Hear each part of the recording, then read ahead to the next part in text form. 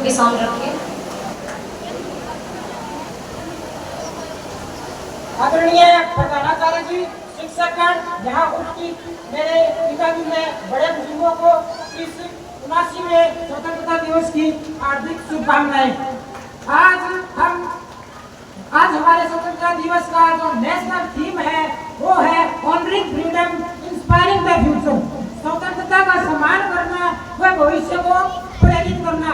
स्वतंत्रता का सम्मान कैसे करना है, ये मेरे छोटे भाई बहन जो इस स्कूल में पढ़ते हैं, मैं उनको एक स्पीच के माध्यम से समझाना चाहता हूँ कि जैसे स्वतंत्रता की बेड़ियों को तोड़कर भारत आजाद हुआ है, वैसे ही आप इस अवस्था में हो कि यहाँ से आप अपना जीवन को एक मिसाल भी बना सकते हो तथा अपने जीवन को अपने ऊपर एक बोझ भी बना सकते हो।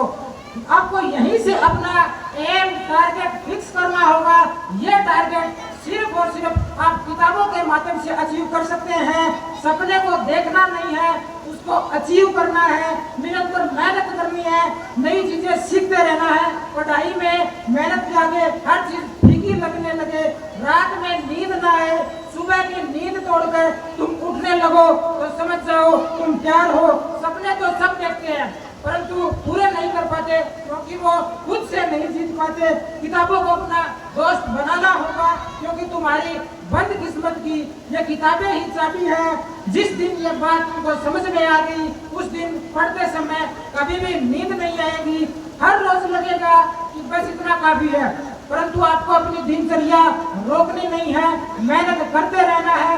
इस बात को ध्यान में रखना है कि सिग्नेचर को एक ऑटोग्राफ के रूप में बनाना है। जैसे नेताजी सुभाष चंद्र बोस जी का एक प्रसिद्ध नारा है, तुम मुझे खून दो मैं तुम्हें आजादी दूंगा, इसीलिए तुम किताबों को वक्त दो, ये तुम्हें एक गोल्डन फ्यूचर प्रदान करेगी।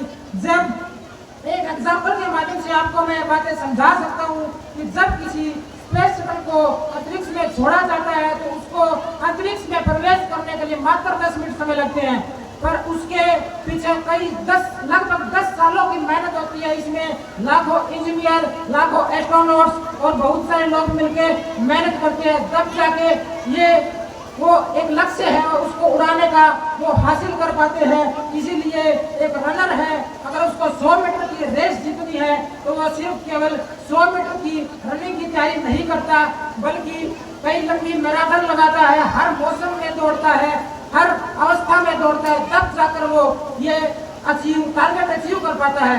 इसी प्रकार एक टॉपर होता है, उसको एक ही एग्जाम में मान लो किसी में टॉप करना है तो वो केवल एक किताब के माध्यम से टॉप नहीं कर पाएगा, उसको लगभग बहुत सारे कंटेंट पढ़ने पड़ेंगे, अलग अलग किताबें पढ़नी पड़ेगी, तब जाकर वो एक टॉपर बन पाएगा।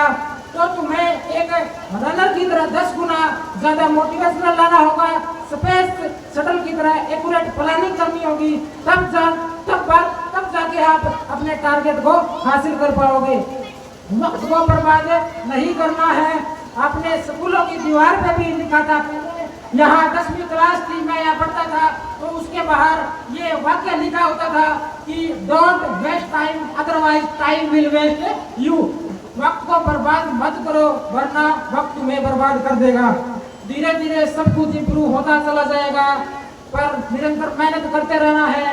एक कबीरदास जी का प्रसिद्ध दोहा भी है कि धीरे धीरे रे मना धीरे सब कुछ होए, माली सिंचे 100 गड़ा ऋतु आए फल हुए। कि है मेरे मन, धीरे धीरे सब कुछ होता है। माली सैकड़ों घड़े पानी सींचता है फिर भी जब ऋतु आती है तब फल उगते हैं, उससे पहले नहीं मिलता। तो निरंतर पढ़ते रहिए, अपने लक्ष्य की ओर पढ़ते रहिए। शुरू में असफलताएं जरूर मिलेगी परंतु इन असफलताओं से आपको घबराना नहीं है बल्कि इनसे एक मोटिवेशनल लेना है।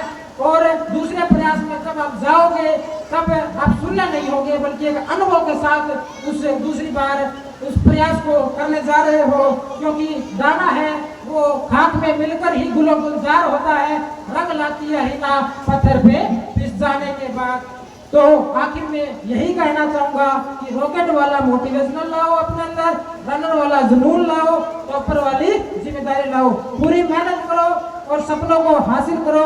इससे पहले कि मैं अपने शब्दों को विराम दूं, आपको हिंदी साहित्य के सुप्रसिद्ध रचनाकार शिव मंगल सिंह सुमन जी की एक प्रसिद्ध कविता है, उसकी कुछ पंक्तियां सुनाना चाहूंगा कि जब आज मेरे सामने है रास्ता इतना बड़ा, जब आज मेरे सामने है रास्ता इतना बड़ा, जब तक मंजिल न पास हूँ तब तक मुझे न विराम है, चलना हमारा काम है, चलना हमारा काम है। धन्यवाद।